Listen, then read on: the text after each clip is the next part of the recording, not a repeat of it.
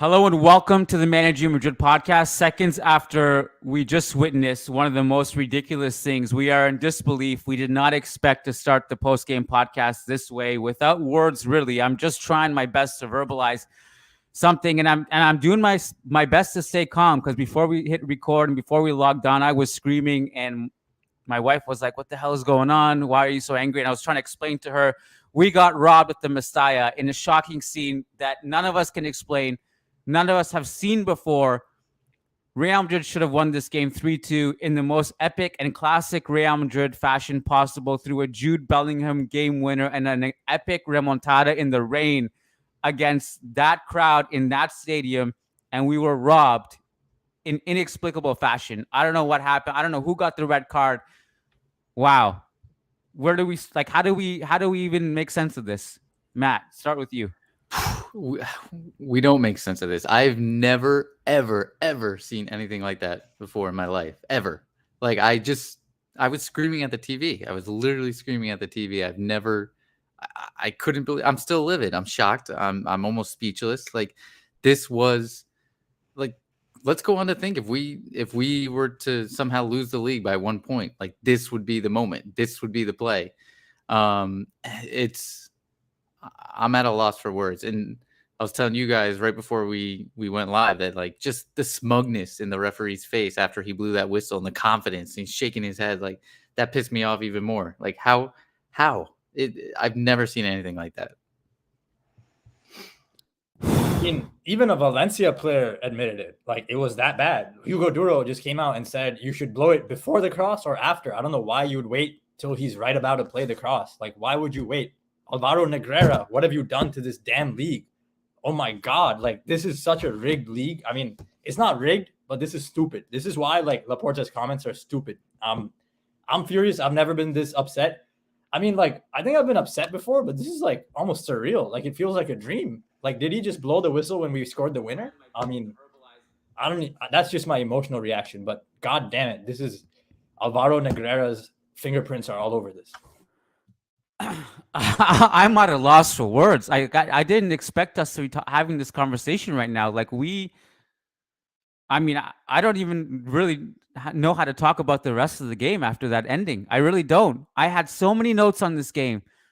All the things that went wrong tactically in the first half, the mental battle, the physical battle. Before the game started, we did a pregame show. Me, Mehedi, and Lucas. Lucas is at the Mestalla right now. I'd love to have him on the show right now, actually, to talk to him and see what the reaction is, press row. And he's about to head to Ancelotti's press conference right now. But they were telling me, like, oh, it's great. Gil Manzano has been appointed for this game. This is great news. I mean, they didn't. I'm exaggerating. They weren't that optimistic or happy about it. But they were telling me, like, this guy's like the most competent referee, and I was like, I don't know, honestly. I'm not good at keeping track of referees and putting the name to the face and remembering which referee is who. I'll take your word for it. To me, they all suck, but I'll take your word for it. But if you're wrong on this, I'm coming back to this point that you guys made. I can't believe it. I really can't believe it. This should have been one of those games we look back, like, in the summertime, like, hey, remember the epic Jude Bellingham game winner and Vinicius scoring 2 goals and sticking it to the Valencia crowd? That's what we should have been talking about. You're 100% right. And I think there's 2 other things too about this moment at the end of the game. One, first, he calls that ridiculous penalty call that everyone knew was not a penalty, and that should have added at least 3 more minutes to extra time. I think we got cut off there. And then 2, I see some people saying that, oh, you know what, he blew his whistle when we made the cross, so who knows what would have happened, and it was neutral. That's not the point. The point here is that anybody who's ever played football before and knows the rules of the game is that the referee is supposed to blow their whistle when it's like not a moment where you're either transition counterattacking, you're up the field, you have a chance to take a shot on goal. Like, that's why you always see games end on, like, a throw in, a corner kick, free kick, or the ball's in the other opposition's half of the team that's losing, or whatever it may be. You've never, ever see referees always let the play finish before calling the final whistle. Why he did that is beyond me. Like, I just can't figure it out. It's basic refereeing. Many tweeting right now. That's embarrassing. I'm really. I honestly I kind of tuned out. Like there was a lot going on the field after. Like they stormed the pitch. Everyone was furious. I still don't know who got the red card. Do you guys know who got the red card? Is it confirmed that anyone got a red card? I don't know. I just saw a red card flying. It was on the screen. So Bellingham and Rodrygo, if not both. Let me check. If not both, could you imagine if after that, insult to injury, Bellingham and Rudiger red card? Right, let's just look it up on. There's no way. Like I just for some reason I thought it was Bellingham. maybe Bellingham got a red card. This is for telling the referee the truth. Probably this is crazy. I mean, if I was Bellingham too, I would have gotten a red card in that moment too. You just scored a 97th minute winner, and the ref calls it off at that moment. I would gladly like whatever fine that Ancelotti has to pay tonight for talking all the shit.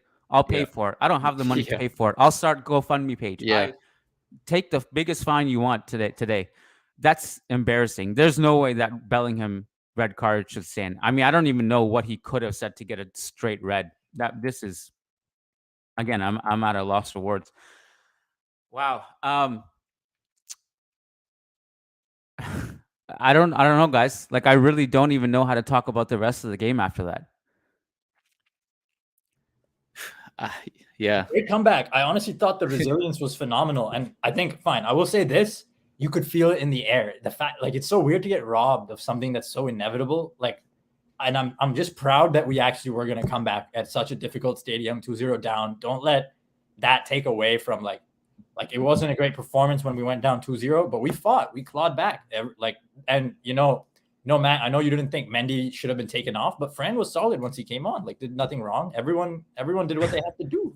I mean, hey, that wasn't a penalty. I don't know that Fran was solid. I mean, I didn't think he really did anything except Lunin gave him a pass 90 whatever minute, and you could tell he was scared out of his mind, played it right back to Lunin, and he's like, why are you giving me this ball back, and hit it up the field? Like, that's the only thing I remember from Fran's performance. I didn't think it was terrible in that. I just feel like he takes initiative, but I guess he didn't contribute on his own individually. Fine, I agree there. I just felt like the team felt unusually composed and solid from 2-0 down. Like we might have given up. Lunin did make a phenomenal save, no doubt. And but we didn't get too rushed. We didn't like start going long, kept doing our thing, 2-2. And after 2-2, you felt the 3-2 in the air. So, got to take some positives away. One, I mean, another positive is I feel like this was one of the hardest remaining games. Like we had 5 remaining games that were kind of tricky. This was one of them at the Mestalla, one of the hardest. And all our rivals have tougher schedules. In fact, I don't even think I'm not sure if they've played Valencia yet. Let me see. I know Atleti, Girona, and Barca haven't played each other. Okay, Atleti have played Valencia already, but Barcelona, I believe, still have to go here. So, yeah, and I'll say this, Sid. I think that second half was encouraging because I feel like the last few games, maybe since Girona, how many games have we had? Like, we really haven't looked that great. We've been scrapping by, and I feel like the week's rest has actually been a detriment to us rather than helping us. Maybe we need the midweek games to help us have better rhythm, because it just feels like the team's slow to get going, and that second half will be encouraging. We did get it going. I think the goal from Vinny right before halftime was crucial. We had to get that to like get the belief and just feel like, okay, we can turn this around. So that early goal was crucial, and I think that helped to get the team going and get us moving in the right direction. And yeah, so from that standpoint, it was encouraging, but it has been a few games now where we haven't looked great, and that first half was just awful. Like it felt like we were trying to, like the Mestalla was amped up. Everybody knew it was going to be a big game. Like this was like the match for them. They had circled on the calendar from the start of the season, and it felt like we were trying to play it. We were trying to play it down and play through it, but we were almost too lackadaisical and too like, oh, we can settle them down, and instead of using that crowd and that energy to kind of spur us on and get us into that intensity in that moment. But I do think we got to credit Valencia. Like, I think they played really well, all things being said. Like, I don't like a lot of their players, particularly Hugo Duro's become one of the most like disliked players in La Liga. Ultimate villain after yeah. starting his career with Castilla. Yeah, he's just been known as that type of guy throughout La Liga over the last few years, and yeah, I mean, I don't like a lot of them, and but I have to be fair in my analysis and say they played really well, and I thought their pressing was really really good. Like after I saw the robbery at the end, I started to really kind of soften up my harshness towards the team performance. Like we were really robbed tonight. And at 2-0 down, like I actually felt like we could come back despite not playing well. I don't think this was a good performance or a masterclass performance or anything of that sort. But I do think it was a bit of a heroic performance. When you're down 2-0 and the stadium's just rocking and it's wild in there and you have the history of this stadium and it is a bit of a mental battle. Plus, like you said, Matt, Valencia are playing well. They're pressing us. We're making mistakes. They're very compact. They hedge into a mid block when they're not pressing high. It was hard for us to break lines. We didn't create any clear-cut chances early on. And even despite that 2-0 down, I felt like we could turn it around, and we did. We were doing the right things, I thought. Now, like, we could have done a way better. Like, we'll get. I'm still not in the right mind frame to talk about the tactical deficiencies of what we were doing wrong yet. I'm still not over what happened at the end. Again, we should be celebrating. Like, this is brutal. We should be celebrating an epic Bellingham game winner, and we're not. And look, I'm sure we'll get Ancelotti's quotes pretty quickly if we haven't already. I'll check. But I thought it was a heroic comeback. I thought our response was very good. Vinicius struggled at times against Fouquier, but he also showed up and worked his ass off. He scored 2 goals. That play towards the end where he caught up to Peter was insane. Peter, who, by the way, when I saw him come on, I was like, oh, shit. This is, I mean, genius of Baraja to put on every single possible ex-Real Madrid player because we know how that story goes. But Peter, fresh legs, had just come on. Young, nimble, fast player. Towards the end, I think let me see what minute it was. I have it written down. I missed that actually putting the minute mark on it, but it was one of the final minutes of the game. Peter gets the ball in transition. He's running up the field. Vinicius, who's been playing all game and running all game on the wing, he's way behind the play. He sprints and catches up to Peter. Valencia actually do nearly score, but it was kind of a lucky bounce and Vinicius didn't get it. But the defensive effort was amazing. Where was I going with this? Yeah, Vinicius' performance. It wasn't his best game, but it was, to me, a big balls game in that despite not having any space, despite struggling a little bit to get past Fouquier, who was defending him well, he still popped up for 2 goals. He still worked his ass off. And Bellingham, his first game back, it wasn't his best game either. We can excuse him for that, but still had moments of magic in tight spaces, especially in that left half space. Had that gorgeous move where he cooks his defender and Mamardashvili makes an amazing save. He scores the game winner. That's what we should be talking about. We should be talking about those heroic moments. And again, I still haven't seen anything like that. I've seen the referee blow whistles like further back when there is a chance for a transition opportunity or immediately after a corner is taken. But to do it in that way, it was almost as if we were fighting against a buzzer beater. We had to like score before the referee blew the whistle. He waited until basically we had the clear-cut chance to blow the whistle. I've never seen anything like it. This is classic. Like, I feel right now the way I felt when Didier Drogba went to the camera after Barca and he was like, this is a fucking disgrace. I felt that way. I even posted the GIF on Twitter because that was my immediate reaction to the whole scenario. Couldn't believe it. Crazy. I agree with you on Vini's performance. Like, I think it shows massive character to play the way, like, he didn't play that great. Like you said, he didn't play. I don't think he played particularly well, but he came up big in 2 big moments and was in the right spots and got those goals. And we know what this game meant to him. We know he was booed every time he touched the ball, and yet which is not always the case with Vini, obviously, we know, he was able to keep his composure and his temperament tonight. And I think that was really important. And whenever he does that, if he can stay focused, if he can keep his temperament right, if he can just be engaged with the game rather than the opposition coach, the fans, whatever, the referee, when he's focused, that's when he, even if he's not having the best game, he'll make he'll have big moments and he'll make the difference and he'll be that player we need him to be. And so from that perspective, this was a mature moment from Vinny, and I think really, really important. Brahim was great, I thought, off the bench. Like, did what he had to do. Took some good touches. Better than Rodrygo, I thought, in the time Rodrygo played. Not to make it a debate. I know people hate that. I'm not really trying to pit him against Here Brahim. You go, Sid. Here you go again. Hey, I will caveat. If Brahim started and Rodrygo came off the bench, it might be easier for Rodrygo. Coming off the bench is a different ball game. I admit that. But you can see in Mark's stats, Brahim added more on-ball value or whatever in the limited minutes than Rodrygo in his 60. But I don't know if it's publicity for sponsor, UNICEF, or they have the power and no one else has a chance. Inside, they're laughing and enjoying this. And I don't know if it's UNICEF. It's a disgrace, man. Like, it's a fucking disgrace. I can't, like, I can't even, like, I really don't want to talk about them. But, like, if they ever open their mouth again about anything, man, they have no shame. They already don't have shame. But after this, man, there's really, like, I'm livid, man. I'm honestly livid. I can't. It's hard for me to talk about the rest of the game. I think you guys brought up the Hugo Duro quote after the game, but here it is. He says, "We don't know why it takes so long to whistle. The referee should have let Brahim have it.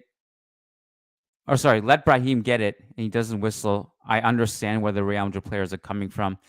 I don't think, and we've seen Tchouameni's quote. Vinny tweets out a laughing emoji after the game. And the rest here, Ruben Baraja says, I saw it clearly. I saw how the referee whistled before he crossed it. He also gave 5 calls in the first half. He also gave 5 minutes in the first half injury time, and Madrid scored against us in stoppage time. The referee decided like that, and there is not much more to say. Okay. Yeah, sorry. I'm trying to translate these on the fly as well as I see them, so it's a little bit tricky. But any other further quotes, we'll bring them. What do you guys want to move to some super chats? All right. First, before we do that, let's take a minute and give out the Manscaped Man of the Match. And we're going to do it with some fancy new gimmicks. Here we go. Some music. Not only did we get rid of the duck logo, but we've upgraded. We have a Managing Madrid logo in the top right corner. We have a little ticker at the bottom that can say whatever we want it to say. We got some nice soothing music. And we're taking a break to give out the Manscaped Man of the Match award, which goes out every single game after the game on the podcast to the player who manscaped the most before the game and therefore had the best performance on the pitch. Matt Wiltse, who is tonight's Manscaped Man of the Match? It's got to go to Vinicius Jr. with 2 big goals. I said it was a coming of age moment, a maturity game for him, and I think he's got to earn it tonight. Listeners, if you want to perform like Vinicius Jr., you need to get your hands on Manscaped. Go to manscaped.com. Use code Managing Madrid for 20% off and free shipping. They got everything from deodorant, lip balm, groomers, LED with LED lights, waterproof. It's the greatest stuff. Everyone on staff has Manscaped, and you should too. Manscaped.com. Use code Managing Madrid for 20% off and free shipping. That's manscaped.com. Use code Managing Madrid for 20% off and free shipping. All right, back to the game. We are going to read some super chats. And we're a little bit behind on these, sorry, but we're going to try our best here. We're going to work chronologically. Noor Hamdard says, Key on the chat is exploding. Hurry up. Sorry, this was before. We did our best. I did give you guys a warning. We are working during the game, so we can't log on right. And the game also ended late, so we weren't here on time. And also we were busy swearing at the TV in the process. Nicole Gant just tossing us a couple bucks. Thank you, Nicole. Hope you're holding it down in Long Beach. And hopefully we'll see you in LA soon again. Mr. Sushi says, you guys remember what got Turkish football suspended and Greek football too. Enough said. And like I said, I'm totally okay with Ancelotti getting suspended or getting fined. And if he did, it would just show the league's cards even more. Nishlish Patel says, my therapist terminated my therapy with 2 thumbs up recently. And now this. Listen, we're your therapist, okay? We're the therapy session. Win or lose, we're here for you. Your therapist is not. Omid Rezai says, literally anyone would get that red card there. Mother Teresa would tell the ref to go effort himself there. I still can't believe. I want to know what Bellingham actually said to the referee. It couldn't, like, whatever it was, he was justified in saying it. There's no line that he probably crossed for me. He probably didn't cross the line. For me, I would have probably gotten a black card. Whatever a black card is in the future. They brought the blue card. They'll bring the black card at one day too, which is worse than the red card. I think the other thing about all this is like the legitimacy of La Liga. It continues to erode. Like just the reputational value of the league continues to erode. Like no one trusts the referees, and this is just another thing that adds to that. Yeah, I can explain what went through his mind. So basically, when the corner finished, when they took the corner and they took it short, I think it was called the last kick. He announced the last kick 5 seconds before the cross. So technically, like we're right to be frustrated, but like if you actually, I just looked at the rules too. The referee has full discretion, and when he wants to end the game, it's not as tightly specified. Yes, he does, but it's kind of like it's an unwritten. Like when do you? It's just known within the game that you let plays finish out.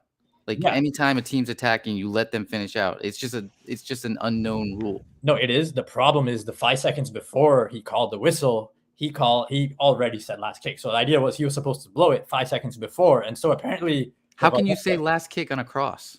I wouldn't. That's what I'm saying. But technically you can. And he said last kick. And so by the time Brahim got the ball, I guess it was supposed to be blown. And the Valencia captain, someone told me on Twitter, was pretty much screaming at the referee when Brahim was with the ball, those 5 seconds, screaming, saying, what are you doing? So the idea is that if he didn't blow it, that it's possible Valencia would have been equally upset. But again, I don't think I would have called last kick in the first place. And also, it's such an ADHD thing to do, to call last kick and wait 5 seconds before the ball gets played in. Like, come on, man, you got to be locked in. Like, if he was decisive, I don't think we would have complained. I would have at least been like, fine, like, whatever. Like the time did run out enough where I wouldn't have. Nobody would be pissed like this, at least. And but once he called it, he made his bed because Brahim was gonna put that cross in. Or if he called it and at least blew the whistle, like before the cross, like maybe it would have been like fine, like it was just a cross. But it's just a mess up. And I don't think I've seen a ref call a last kick and then like blank. Like where was his mind? Was he like what was he doing? Was he zapped by some like remote energy weapon? What was going on? I've seen the final whistle blown like after a corner kick is cleared, right? Like I've seen that before. But this fair. was That's fine. Yeah. This was the clearance happened. We get possession, and then we play the ball down the wing, and Brahim gets the ball. It's still not the final whistle. Then he turns to cross, and then the final whistle is blown. Have we seen this before? I haven't. Only last kick announced, and then he blows it if like it's still a corner or cross. Then they've got called games when they've said it, but not like in this live action as it's happening. Not like this. And this was almost like akin to watching an NBA buzzer beater where you don't get the winner off in time. That's what it was. It was that developed in the play. What minute was it? Do you remember? Do you remember the minute? Again, I'm sorry, guys. I totally, like, after that, I just blacked out and I lost a lot of memory. Was it like 99, 100? Keep in mind, so when they announced 97, like, so 7 minutes injury time. Wasn't it 98? Like one more? Okay, so in that case. Which still wasn't long enough. It wasn't long enough. That's my point. Because. Yeah, that's what I said earlier, yeah. Yeah, so because they give 7 minutes of injury time, the first 3 minutes of that were reviewing the penalty. Which was another atrocious call. Yeah, so they didn't even make up the time for that 3 minutes wasted. The first 3 minutes, they were reviewing the penalty. It should have been at least 100 minutes, is my point. So regardless of the timing of the final whistle, he should have done it sooner. That wasn't enough injury time is my point to begin with. All right. Oh, sorry, we didn't read this one. Well, we answered it, but we didn't read it. Paragon says, can we explain what went through Manzano's mind? Do you guys think it's what he did at the end of the first half? That's the other side of the argument I've seen. We answered it, I think. Shay Khatiri. Oh, sorry, we missed one. I'll come back to you, Shay. Proof says, I find it hard to focus on what you guys are saying, and I'm actually enraged by this shit. I'll listen tomorrow morning. Thanks for your work, guys. Listen, I don't blame you. I don't even know what I've said so far. Sheikh Hatiri says, are we still going to say the videos are a bad look? Or maybe he was avenging referees by screwing us over. Also, thoughts on not starting Rodrygo. I don't know, Shay. Do you mean to say we shouldn't have started Rodrygo? The Real Madrid TV videos, I've said this before. I still don't love that we do that. But what I do like about it is that it makes our job easier when we need like quick compilations of all the bullshit that's gone against us. You can just dig up one of the Real Madrid TV videos and show your friends who are like, this league is corrupt, Real Madrid are corrupt. I like that we just can, by a click of a finger, just have like documented evidence that goes back years of all the shit we've had to endure. Matt, I think you were saying a few months ago, at some point during this season, and obviously this is like months after we've known about the Negreira case, where you and I were talking about like how just referees are bad and incompetent and not necessarily corrupt. And I think there were, correct me if I'm wrong, but like something shifted for you at some point, especially after the Negreira stuff, where you're like, this is maybe more than incompetency. How do you feel about this now? Does this confirm that? Yeah, I mean, pre-Negreira, I was just kind of the belief like they're terrible, but it is what it is. Like they're terrible for everyone, and it's just like the Spanish media just blows it up out of proportion. But after the revelation of the Negreira case, I completely shifted my stance, and I was shocked. Like, and I think it really hurts the legitimacy of the Spanish league and the reputation and everything surrounding it. It's terrible for the league. And this is only continuing that spiral. Gil Manzano apparently also gave 3 penalties against us in the same game. Same guy. Oh, this is that guy. That was against Valencia, right? It's the same dude. Yeah. Same dude. Oh my God. But that's why I was so surprised when Lucas and Mehdi were telling me this before the game. Like, this guy is a good one. And I was like, so what other games has he done? And he's like, he's the one who gave the 3 penalties against us in Messiah. I was like, so what are you talking about? But apparently he's one of the good ones. And, I would be open to starting Brahim some games, and I'm open completely. He's on merit. I think if you look at mathematically how many decisive actions per minute of play this season, it's not really like Brahim's that far behind Rodrygo. If you look at like clusters of when they've been contributing, again, not that big a difference. So I would consider Brahim starting Rodrygo off the bench for him. I thought today it was okay from Rodrygo. It wasn't terrible, but like it was a crazy high press, and like, he's supposed to rip through it. Otherwise, he's going to partly get some of the criticism. And Vinny was great. I thought Jude was great. I thought Brahim was great. And I don't think Rodrygo will not start because Brahim has that dynamic that Rodrygo once had where he's just that bench guy. And Carlos seems to like his bench guys. It's like an archetype almost. And when you're confident in those situations repeatedly, maybe you want to let them keep coming on because you only have 30 minutes to play. It's a different mindset. It's a different gear. What do you guys think about Rodrygo? So I'm a big Rodrygo believer, and so I'm not there yet. I just think Ancelotti feels at the end of the day Rodrygo is a better player than Brahim. Like, I think that's just at the end of the day, I think that, and that's the truth. Whether or not he's showing that right now and whether or not he goes through these poor runs of form, like those things are all true. And maybe from a consistency standpoint, Brahim's definitely been more consistent. But at the end of the day, who's the better player? For me, it's Rodrygo. And I think that's why Ancelotti continues to select him, continues to trust him. And he knows that if he comes good, he'll benefit. And I think part of the problem with Rodrygo the last few games is this shift in system. We've gone back to a 4-3-3. He's been played as the striker while Jude's been out, and when Jude's back, he's playing as the right winger. I thought he was finally kind of getting into a groove as one of the two strikers. So I don't know if I'm a huge proponent of the new system change to 4-3-3 again. I don't think we played that great aside from the Girona match. That's my stance too. I think Rodrygo is a better player with a higher ceiling, but I also think it's true that Brahim is performing better. I think both of those things are true. To get and to somehow swing this back to tactics and stuff today. I mean, it was really. Is Wes going to be on YouTube? What's up, Wes? Hey, buddy. Cutest Madridista around right there. So just going back to the tactics for a sec. You looked at some of our problems today, and we weren't creating clear-cut chances, right? Part of that was because we couldn't escape pressure. We were making mistakes. We haven't even spoken about the mistakes at the back and the 2 goals we conceded. But we couldn't escape pressure. We couldn't break lines consistently. I don't think we got enough of Fede Valverde driving the ball forward because that helps a lot. Camavinga was getting in between the lines, but wasn't able to really break through that much other than be an outlet and distribute a bit. The two good clear cut, and they weren't that clear cut chances that we got in the first half, apart from the goal, was Bellingham getting into the left half space. I think the first pass was from Cruz, and the second one was from Vinny, the Trivella.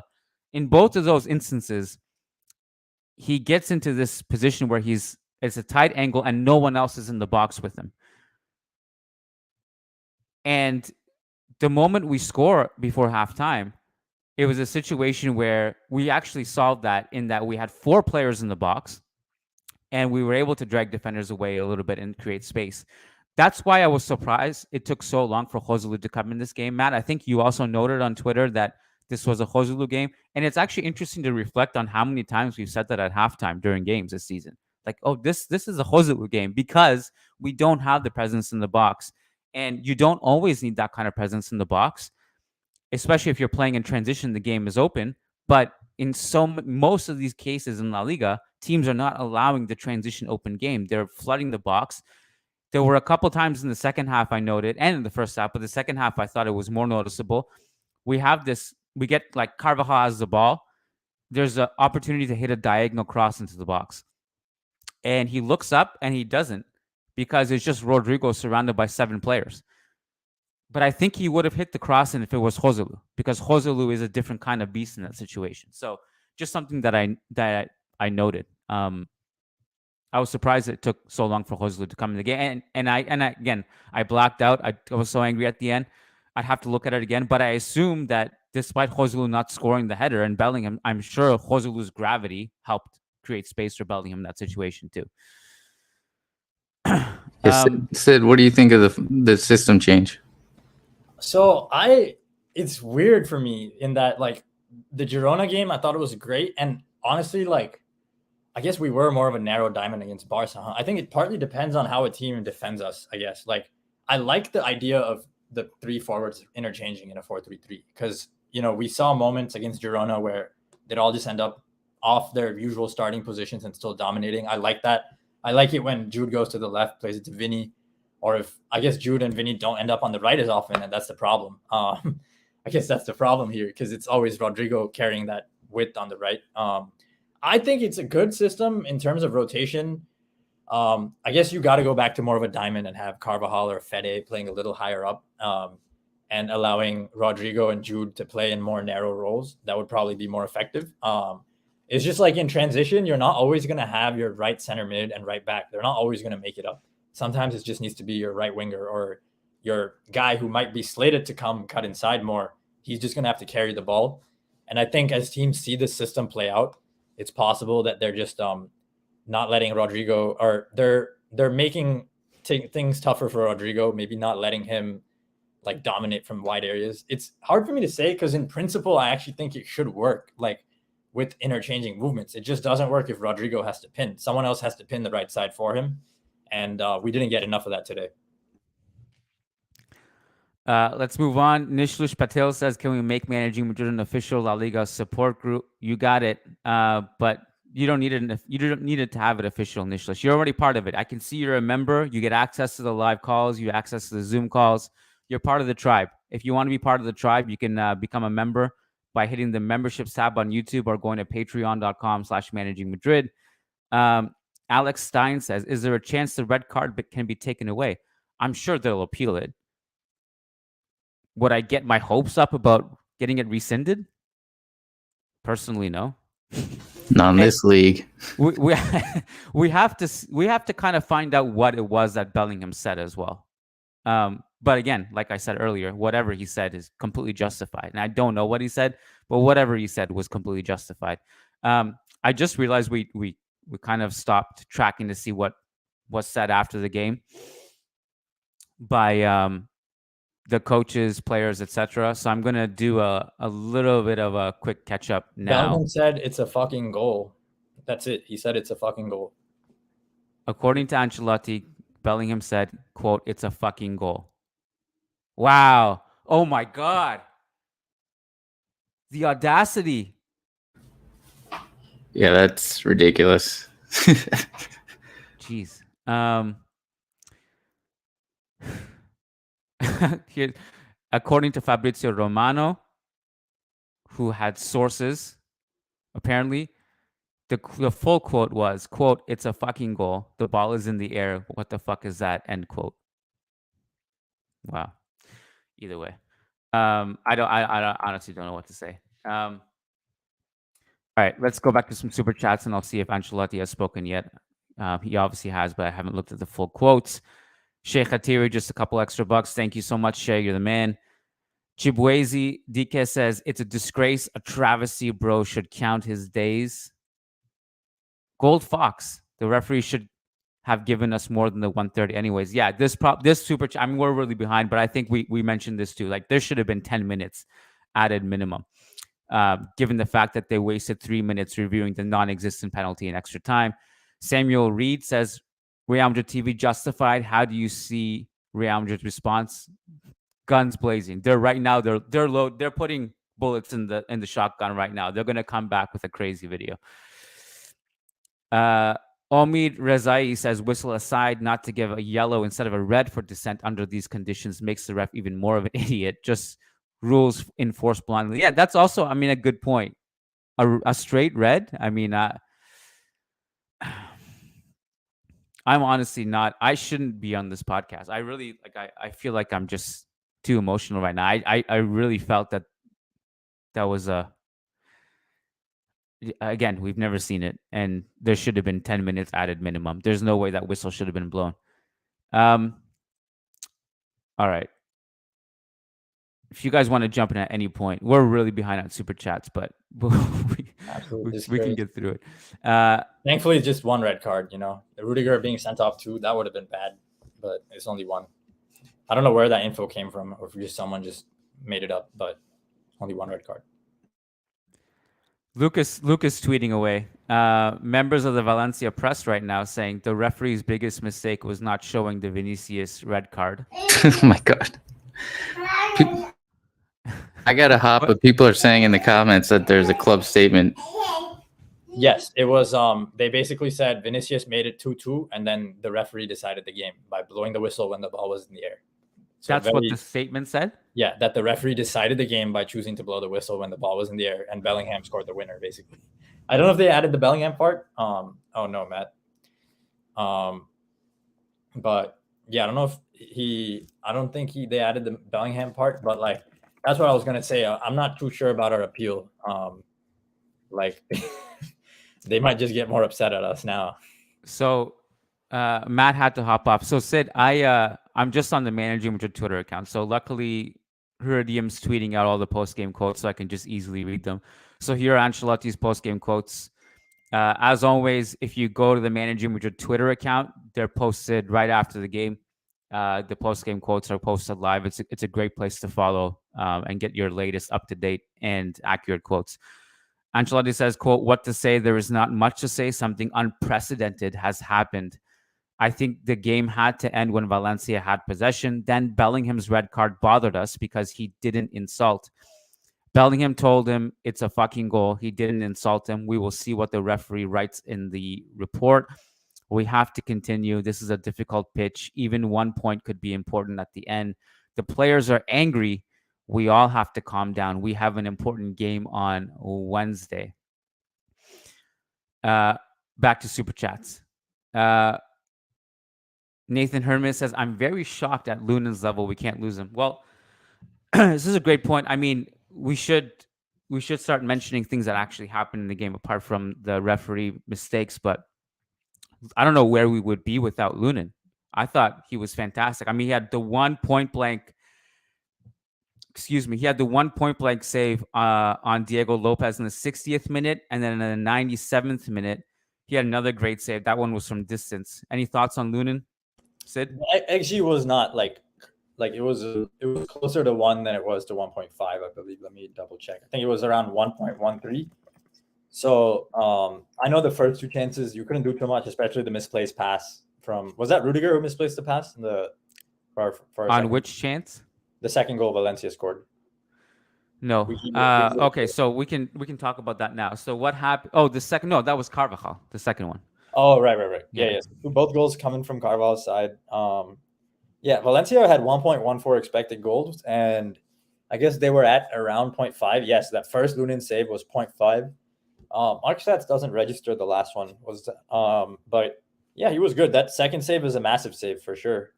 It's half an expected goal that he saved us. Like they were at 2-0 at 0.6. It could have easily this been one here, Diego Lopez. This one, 0.37. Yeah.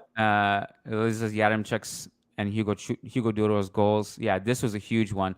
The other one that he saved was not a big XG chance, but it was a good shot. I think it was Peter. Was it Peter that one, or was it maybe it must have been Peter? This is the big chance. Bellingham. This was the crazy save of Mamarashvili. This would have been an incredible goal had he pulled this one off. Vinny's goal, and then this one here. Yeah, so. Yeah, it's funny. Lucas was asking for Cristiano in the first half, and then Vinny came in the second half and answered the call with iconic, very Cristiano-esque goal. A little bit underrated that his header, he actually got a really good leap on that. Yeah, that was like very Ronaldo. Like yeah, it was. It reminded me of Ronaldo's leap, actually. Yeah. I mean, I just think it's really funny that like Lucas was like Ronaldo would answer the call, and like this dude's very Ronaldo in the way he impacts games at times. It's just dribbling from the left. It's like 11-12 Ronaldo sometimes, and yeah, we saw that. So yeah, great leap. I would love to see more of that. Vinicius Ronaldo Jr, whatever you want to call him, VJR7. That was great. Lucas says on Twitter that Real Madrid will appeal the Bellingham red card. I mean, that was pretty obvious. I'm just going to see if I can pull up Real Madrid's statement. Here we go. Maybe we can read this one together. Oh, it's actually pretty long, so we won't read it together. They go on to say an unprecedented refereeing decision by Gil Manzano prevented Real Madrid's victory against Valencia at Mestalla. With the score at 2-2 when in the last play of the game, Brahim crossed into the area and Bellingham finished off with a header making it 2-3. But the referee annulled the goal by signaling the end of the match when the Malaga native's pass went through the air. The league leader deserved 3 points. It goes on. It's actually much lengthier than I thought it was going to be. Some of it was just basically a match report. Now I don't know if I'm reading the match report or the statement. Anyways. But they said that the ref decided the game, right? Pretty clearly. Like, yeah, they're upset. I mean, they make it clear where they stand. So, and yeah, I mean, I agree with Mr. Sushi. I wish that guy well. That was a bad injury. That was brutal. I mean, it's hard to when we have like that. When that happened, I started to almost not care about the game as much or the football because that looked really bad. I like that was shocking. It was horrible. It was a horrible scene. I was lost for words. Just hope Diakhaby recovers as quickly and as swiftly and healthily as possible. Wishing you well, man. Anthony Tharp, and after this, we're caught up on super chats. We'll go back to things we missed. It's not football, it's La Liga. Correct. Thanks, Anthony. All right, let's go back to the game. We didn't talk about the first goal Real Madrid conceded. I saw some just kind of all over the place takes on whose fault it was. What essentially happened was, and this is a period where, again, we're struggling under Valencia's pressure. We're giving the ball away. We're making mistakes. There were times where we were working the ball around well, and we were playing it well between our backline, but we just couldn't get the ball to our attackers. We would long ball out of bounds or long ball giveaway. So Fede, I mean, in that particular sequence, there wasn't that much pressure, but Fede does the long diagonal switch, which he's pretty reliable at usually. He gives it away. And I think in that moment, he didn't register that he leaves his man at the far post, because Carvajal wasn't there, because Carvajal was marking someone centrally in that moment. So Fede comes over and leaves that man open. Vinicius on the other side gives the ball away. The cross comes in, and I think Fede and Carvajal should have registered sooner what was happening well before Vinicius lost the ball.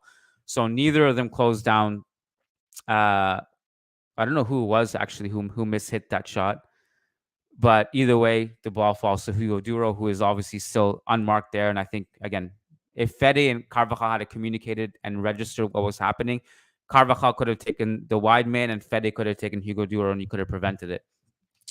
So that's the first goal. We already talked about the second goal. That was just a freak Carvajal mistake. Yeah, what else did you want to talk about that we missed? We got over that other teams have tough schedules. We're still winning the league, so that's one of the only reasons we're not upset. That's not football, it's La Liga. That's funny. I mean, there's so many more quotes like you could think of. I mean, it's not football, it's La Liga. That's a really fun. That's like something you'd see in a 1940s noir film. Like, it's not football, it's La Liga. I mean, hey, it's like a throwback to. In the 60s, you'd get a lot of weird referee decisions favor the home team. In a sense, it's a throwback to an era of football that doesn't exist. But the only thing I'd add is, like, once that dude decided to call, like, once the issue was what happened 5 seconds before the cross. It's when he said it's the last kick. Because go watch the goal. 2 or 3 Valencia players are like, God damn it. One of them is literally looking at the ref saying, like, screw you. And he was screaming at the ref for 5 seconds before Brahim made the cross, because the ref's an idiot because he didn't call the whistle. And so, I just encourage people to remember that he made his bed 5 seconds before. He should have just called it immediately then. And that he chose to allow the cross to be played. He chose to allow us to frame this as a robbery. He should have just been, if he was clear-minded and straight up with it, that would have been fine. I sympathize a bit in that scenario that, like, fine, you could have called it, but man, those 5 seconds, I don't know what he was doing. I don't want to say too much. I mean, we could go Mourinho, but, like, it's been a bad La Liga season. It's not just us, like, it's everyone. So we don't need to pretend that it's like one team. It's not like the 2009-12 Champions League semifinals. This is a league that's screwed up. I mean, it's not just our league. If you want another saving grace, we get referees yelled at in the NBA, NFL, and Premier League. It's everywhere for sure. And it's bad right now in 2024. It's just bad at this moment. Like, I hate to say it, but sometimes you just can't help but wonder if, like, I think it's happening as a whole, because I think there's gambling involved, to be perfectly honest with you. Like, it's not even a question for me, honestly. I think it's 100% true. Like, I don't even think it's true, if you all get my flow, but, like, there's, like, some of these guys don't make the most money. And, I'm not saying this guy. I don't want to make it Gil Manzano, but, you just got to understand, any game you're watching, some of these guys don't make the most money. It's really lucrative to go and change the result of a game. And if you do it consistently well, the Mafia is going to keep putting more on you, and you become like a leveraged asset. It's like Tim Donaghy in the NBA. So this stuff happens, and it's not been rooted out of our game. So it's not the last time we're going to see this season. I just hope it's the last time it happens against us in such a manner. And I hope we don't have any more controversial decisions for the rest of the season. Please but it's March 2nd. What are we hoping for? It's March 2nd. That is not going to happen for sure. So it's funny. It's not funny. It's actually depressing. On the members only call we did a few days ago, me and Lucas were talking about the fact that there's right now and this has been known for a long time, but just it should be a way bigger deal than it is. If Barcelona don't qualify for the Spanish Super Cup, the federation has to pay Saudi $5 million, which is a massive conflict of interest. Massive. And we heard so much about when Girona's goal was disallowed against Real Sociedad in shocking fashion a few weeks ago. You heard a lot of like, oh, Real Madrid are going to win the title. They're not letting Girona win this thing. There's no way. I'm like, no. I don't think you understand what's happening here. If La Liga doesn't get Barca to second, they have to pay Saudi because they promised Barca will be there. This should be a huge story. Wait, this should be a way bigger story than it is. Right now. I'm tweeting it right now. Repeat that. So La Liga promised to pay Saudi how much? Look, let's put it this way. You can tweet it however you want, but I'll just explain it to you. So basically, the whole pitch and why the Super Cup is attractive for Saudi is because you're probably going to get a Clásico. Worst case scenario, they're kept apart in the bracket. They don't meet each other. You get Real Madrid in Barcelona on Saudi soil. Saudi wants those two teams there. So if Barca don't qualify next year, the part of the contract is that the federation has to pay Saudi a penalty that Real Madrid and Barcelona are not showing up. So if Barcelona don't show up next year, La Liga, the federation has to pay Saudi. So just imagine what loopholes you have to go through to get this team to second place because they're already out of Copa del Rey.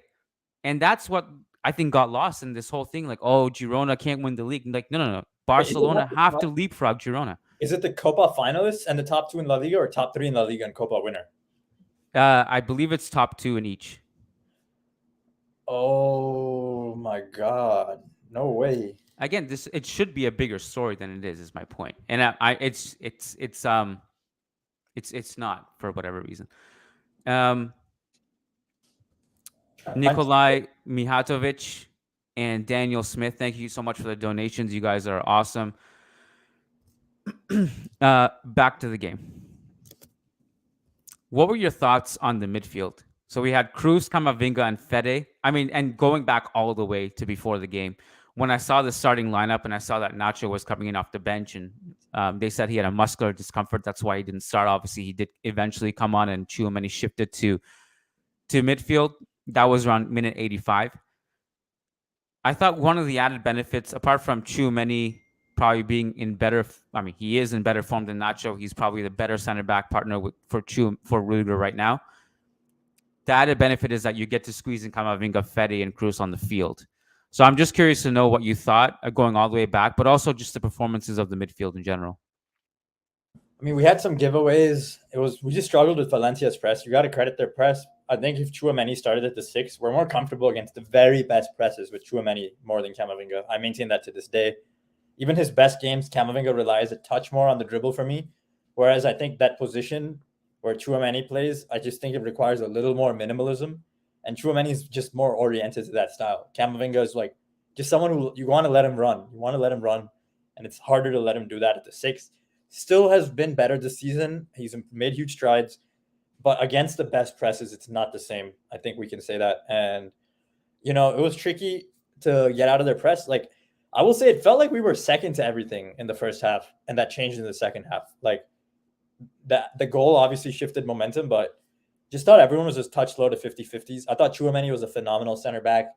I thought Rudiger was really solid overall, did his job. Furlan didn't give the ball away too much. Sometimes, I thought he could be a little more, thought he could fly more, let his wings out. But it's Furlan. He's not crazy attacking fullback, and he did his job. I thought everyone was solid. Rodrygo and even, Vinny and Bellingham were a bit isolated in the first half, all three of them. Second, Vinny came alive. Jude came alive. Oh, man, that Jude chance at the start of the second half. I thought he had that. That was regression to the mean, folks. You want to see what regression to the mean means? It means you scored, double your XG, and then, boom, point blank that you'd never miss. Jude missed. You'd never expect him to miss that. guess what? You do.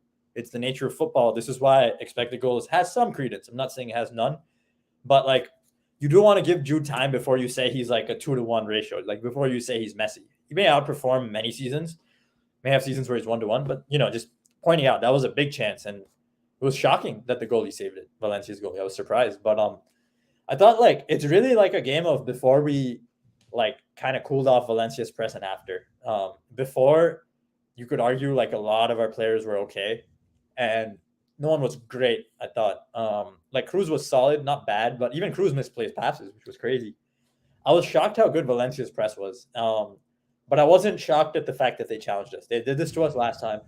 We pointed out Lunin went even better last time. Those chances that became 2-0, Lunin saved them last game that we played them. That was the main difference. If you really want to go there. I said this before the game too, like, being shocked about Valencia's press or even them raising their game against us. Before the game, I said it, like, this is not a great team.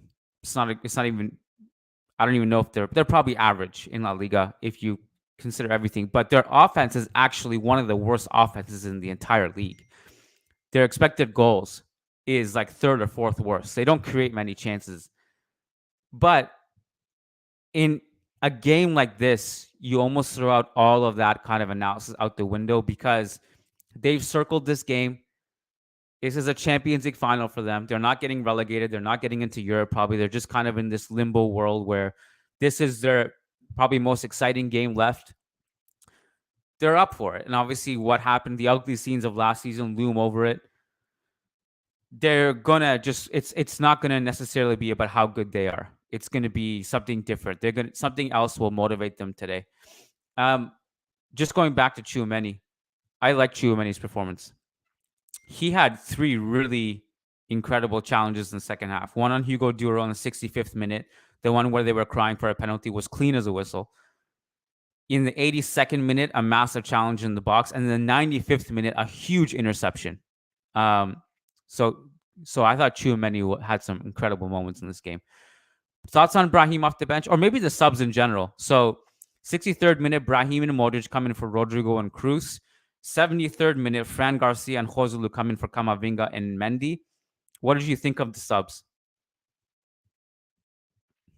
All right, so Matt made a good counterpoint that he didn't love Fran. And to be honest, at that point in the game, even if I was going to remember, it's hard after what happened. Furland added Brahim, increased our chances of scoring as a passer by the most, along with Furland, and Fran doesn't show up on that list at all. Then checking the other list as a receiver, Fran doesn't show up on that list either. So a big W for Matt as far as just what he brought to the game. Yeah, outside Fran, I thought Joselu was a good fit, but I just thought Brahim and Modric were phenomenal.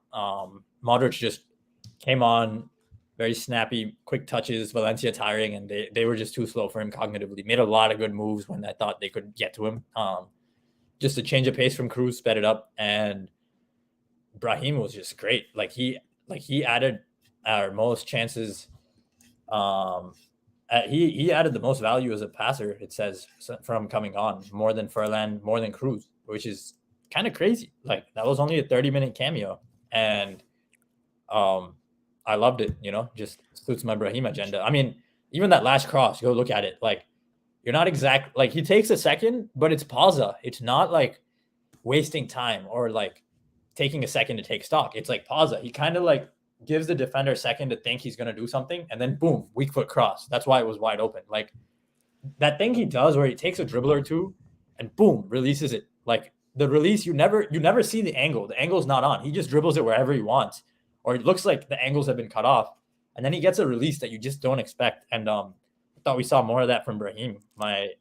Honestly, my favorite impact sub of all time. Morata and Asensio were great. Don't get me wrong with the goals, but an impact sub who cooks on in getting the ball forward like that, that's crazy.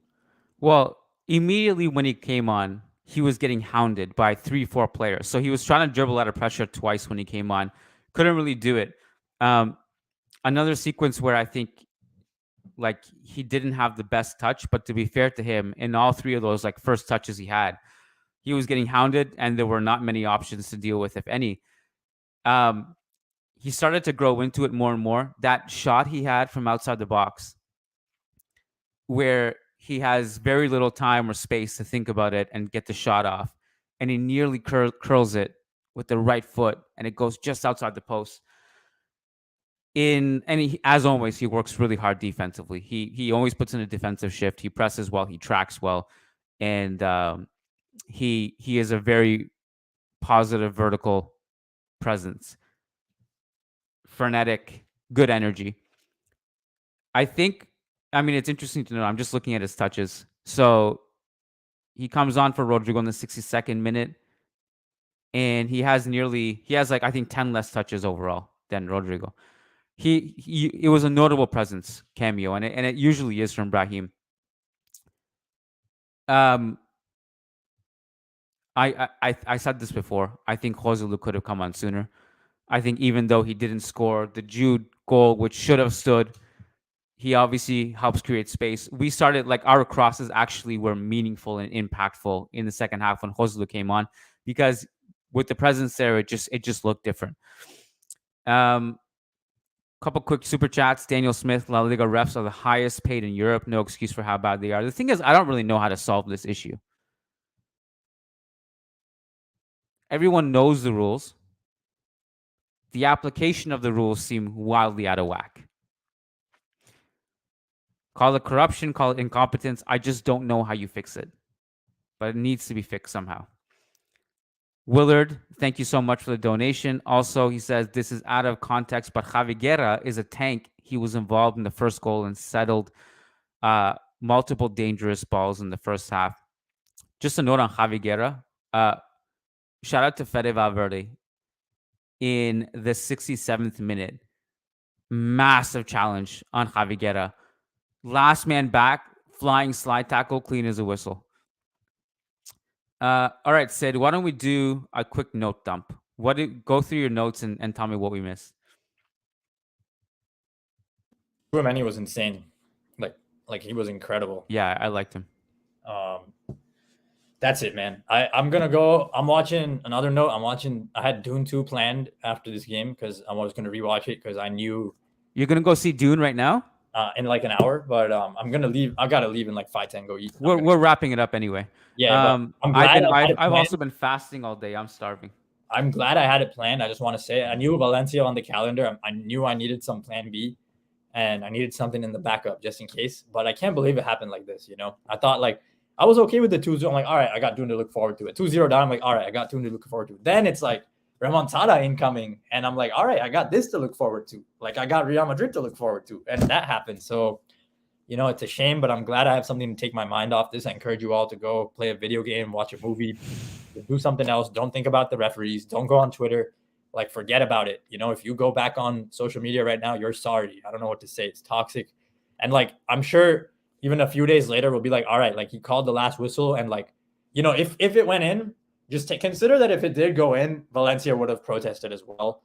Because there were 5 seconds when the ref pretty much implied I'm blowing the whistle. And he didn't, which is why Brahim played the ball in. And so, whatever. It's like there have been rare instances of a referee doing something remotely like this. I'm not saying it's defendable. I'm just saying people are going to push back. Don't go on social media and just become a keyboard warrior. Nothing will come of it. Yes, Real Madrid internally, we're going to see a lot of likes. People are going to like and retweet each other, the hatred. But it's not healthy. I'm telling you, it's not healthy to think about your own team after a robbery or a perceived robbery. It's just not. It's not good. Do something else. It's actually great advice. On days like this, you want to stay sane by if you're able to spend time with your loved ones, do something that makes you happy, and I think Sid advice is great. Just try to find other things. This is out of your control. I know it hurts, but it's out of your control. And we keep fighting the fight, man. Shocking scenes. If you guys joined in late, our dumbfounded reaction to everything that happened with the referee was basically in the first 30 minutes of this podcast. Negrera! I was out of. I couldn't believe it, man. I still going back to this beginning of the podcast. We should be talking about an epic remontada. 2 big goals from Vinicius Jr. Yet another Jude Bellingham game winner, the 100th he scored this season. We should be talking about it in the summertime. Like, hey, man, remember that epic comeback in Mestalla? Instead, the referee did something unprecedented. Negrera League is the 2 words that popped in my head, and I'm gonna go to bed with those. My little brother's a Barca fan. I'm gonna go and let him know what it's about. And don't ever let a Barca fan tell you about the referees. Don't ever let any Xavi or Laporta stand bully you. I mean, not that you guys do. I know you all aren't those types, but we're nuanced, and we know Real Madrid have seen decisions go towards us before. But this is beyond any, like, I don't even know what to say. Like, whatever, man. Just Negrera League. That's what I meant. Negrera League. I don't know. I just screamed Negrera. Like, that's what I did. I wasn't even like fist at threat. I'm like, I just screamed Negrera. Any of you screamed Negrera in the chat? Like, oh man. I mean, hey, at least, like, to be honest, at least the opposition fans, like, they can celebrate the 2 points drop, but we know what they saw. They went from 2-0 high to like they can be snide in that, but we'll beat Leipzig. We'll swat little Bundesliga Leipzig aside. And yeah, we don't have too many tough fixtures. We play Sociedad. We play against Bilbao, and Barcelona visit the Bernabeu. We play Sociedad and Villarreal away.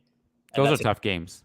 Yes, but I believe all the other teams have to pretty much play those 4 type of tough games. Plus, Atleti, Girona, and Barcelona all have to play each other twice, so they have 1 more anyways. And they all play each other towards the end. So, like, actually, we have a cushion even going into the final match day. I believe, is the final match day not Atletico Girona? Let me just confirm this.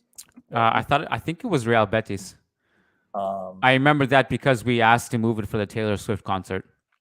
So Sociedad hosts Atleti.